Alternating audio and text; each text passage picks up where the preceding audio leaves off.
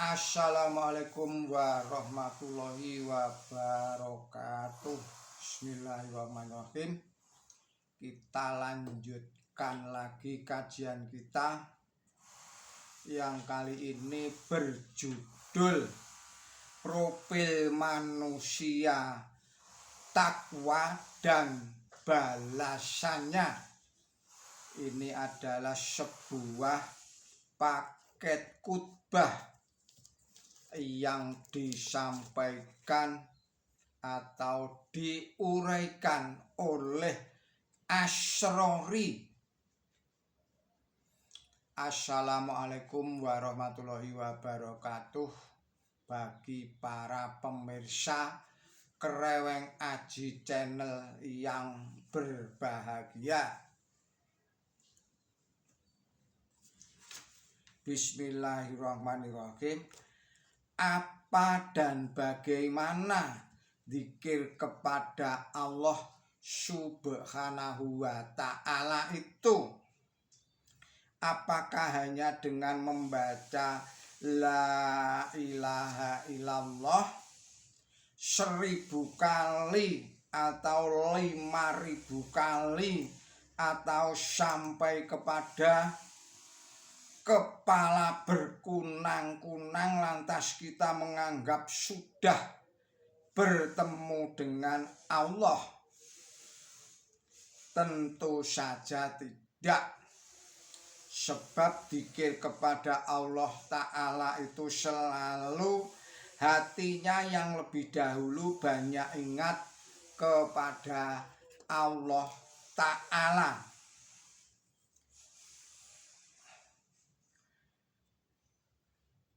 Sebab zikir kepada Allah selalu hatinya yang lebih dahulu banyak ingat kepada Allah Ta'ala, dan bukanlah mulutnya saja. Memang kadang-kadang orang mengingat Allah Ta'ala hanya dengan mulutnya saja, sedang hatinya belum bisa mengingat Allah Ta'ala. Yang benar, kita zikir kepada Allah Ta'ala dimulai dari hati sebagai pusat kegiatan rohani, kemudian diikuti dengan mulut atau mengucap, kemudian telinga untuk mendengar, dan akhirnya seluruh anggota badan kita secara totalitas berzikir kepada Allah Subhanahu wa Ta'ala. Para pemirsa Kreweng Aji Channel yang berbahagia, untuk memperkuat bukti bahwa perwujudan surga di dunia adalah hati atau jiwa yang tenang atau tenteram, kita perhatikan firman Allah Subhanahu wa Ta'ala di dalam surat Al-Fajr ayatnya 27 sampai dengan 30. Bismillahirrahmanirrahim. Jiwa, wahai, saya ulangi lagi, Bismillahirrahmanirrahim. Wahai jiwa yang tenang, kembalilah kepada Tuhan dikau dengan perasaan puas, amat memuaskan hati. Masuklah di antara hamba-hambaku dan masuklah ke surgaku. Saudara-saudara, para pemirsa Kreweng Aji Channel yang berbahagia, ayat yang di atas itu menerangkan tingkatan tertinggi dari kemajuan rohani manusia, berupa perasaan tenteram dan puas dengan Tuhannya, dan hanya kepada Tuhan yang Maha Esa lah ia menemukan ketenangan itu.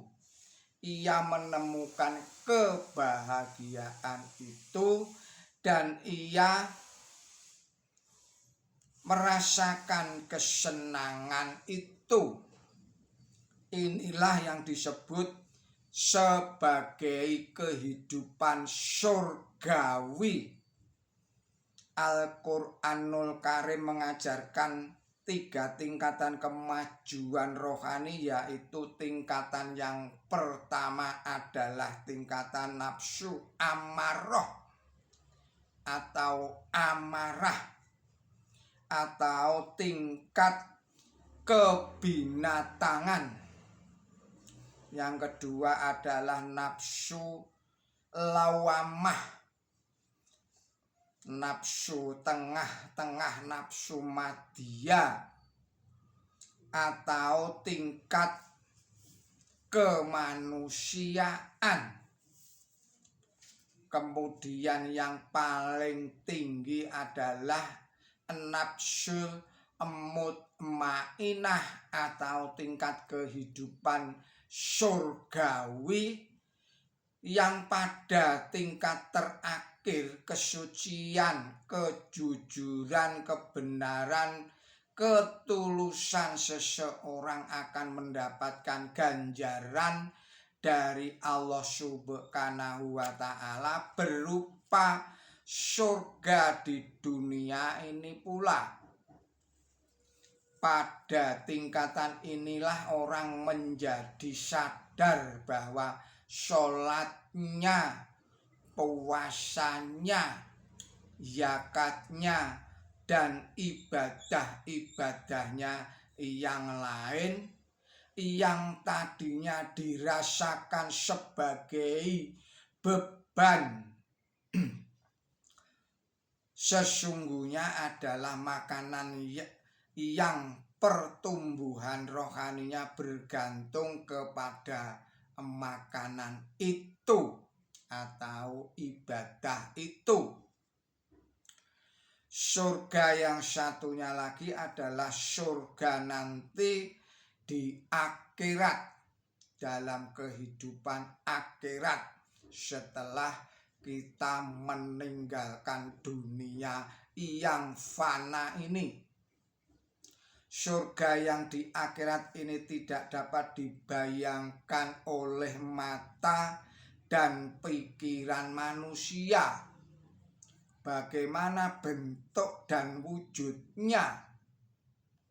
Hal itu ibaratnya seperti orang kampung yang belum mengenal listrik. Bagaimana ia dapat membayangkan lampu listrik yang dapat menyala? Orang zaman batu, bagaimana mungkin ia membayangkan bentuk kapal terbang?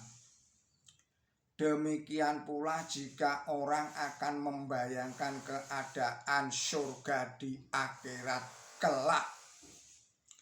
Kita tidak punya ilmu dan alat bantu untuk mengetahuinya, karena surga dan neraka di akhirat hanya dapat dilihat setelah hari kiamat, dan itu adalah masalah yang gaib.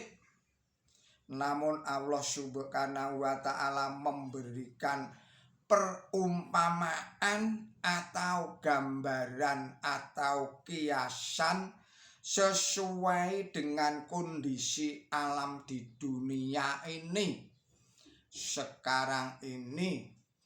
Jadi hanya perumpamaan, bukan yang sesungguhnya.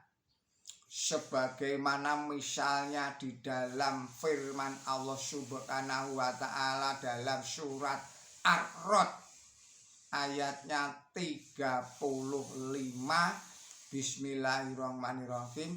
Perumpamaan surga yang dijanjikan kepada orang-orang yang bertakwa ialah seperti taman,